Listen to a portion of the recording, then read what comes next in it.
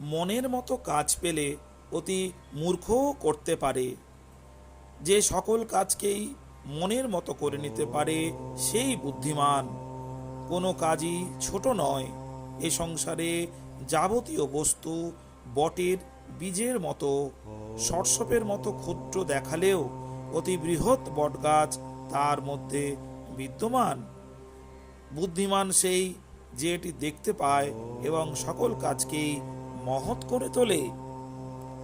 কোনো প্রকার কর্তব্য কর্মই তুচ্ছ নয়। নিম্নতর কাজ করে বলিয়াই একজন যে উচ্চতর কাজ করে তাহার তুলনায় নিম্ন স্তরের হয় না।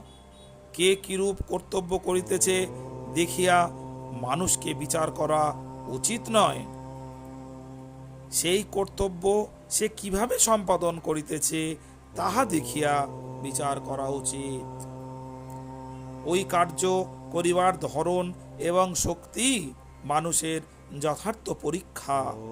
প্রত্যহ আবল তাবল বকিয়া থাকেন এমন একজন অধ্যাপক অপেক্ষা যে মুচি নিজ ব্যবসায় ও কর্ম অনুসারে অতি অল্প সময়ের মধ্যে একজোড়া সুন্দর মজবুত জুতো প্রস্তুত করতে পারে, সে বড়।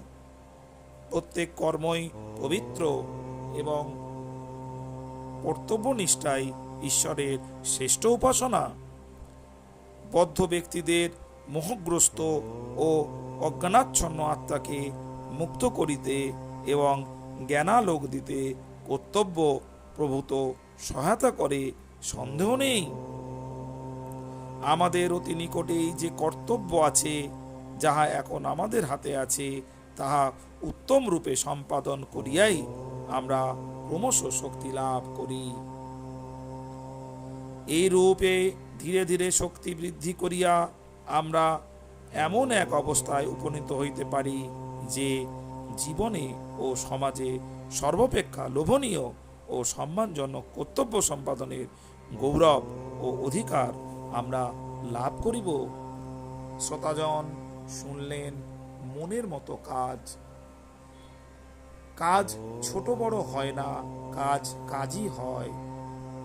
কর্তব্য সহকারে কাজ সম্পাদন করাই মনুষ্য জীবনের প্রধান কাজ। ভালো থাকবেন শ্রোতাজন। আর যদি ভালো লাগে এই চ্যানেলটি অবশ্যই সাবস্ক্রাইব করবেন এবং বেশি বেশি করে শেয়ার করবেন। নমস্কার, ভালো থাকবেন।